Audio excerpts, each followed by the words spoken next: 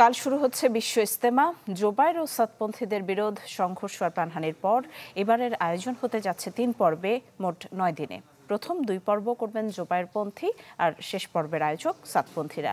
দুই পক্ষের এমন দ্বন্দ্বের মধ্যেই সাধারণ মুসল্লিদের প্রত্যাশা আল্লাহর সন্তুষ্টি অর্জন। এবারের ইজতেমা নিয়ে বাড়তি সতর্ক অবস্থায় আইনশৃঙ্খলা বাহিনী। ইজতেমা ঘিরে জোবায়ের আর সাতপন্থীদের সংঘর্ষ এবার ছড়িয়েছে উত্তাপ, হয়েছে প্রাণহানিও। একে অপরকে দোষারোপ, নিষিদ্ধের দাবি আর মামলা মোকদ্দমার ঝঞ্ঝাটের মাঝেই শুক্রবার টঙ্গীর তুরাগ তীরে শুরু হচ্ছে বিশ্ব ইজতেমার 58তম আয়োজন, যার প্রস্তুতি এখন শেষ পর্যায়ে।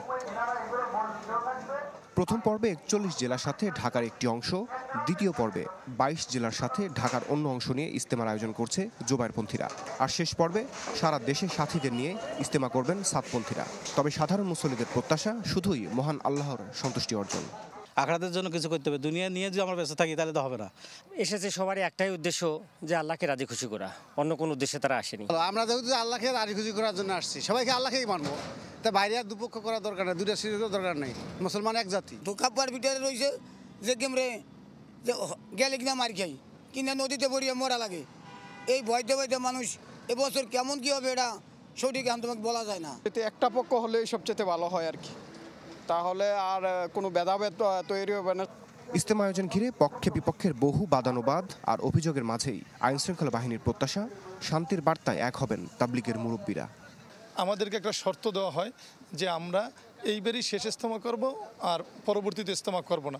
এটা পরিপূর্ণ একটা বৈষম্যমূলক কথা, যেহেতু জোবায়েরপন্থীদের এরকম কোনো শর্ত দেওয়া হয়নি। দুইবার ওরা সরকার সিদ্ধান্তকে অমান্য করলো, প্রশাসনের সিদ্ধান্তকে বৃদ্ধাঙ্গুল দেখালো এবং একটি নৃশংস সন্ত্রাসী হামলা চালালো, হত্যাযজ্ঞ চালালো। এর কারণে তো তারা নীতিগতভাবে তাদের ইজতেমা করার অধিকারই হারিয়ে ফেলেছেন।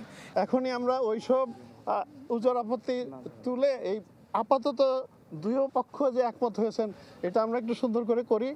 উই হ্যাভ টাইম, আমার মনে হয় যে আমরা এগুলো করতে পারবো। We can sort out. হজের পর বিশ্ব ইজতেমাতেই সবচেয়ে বড় জমায়েত হয় মুসলিম উম্মাহর। রমিজ হুসাইন, চ্যানেল 24, গাজীপুর।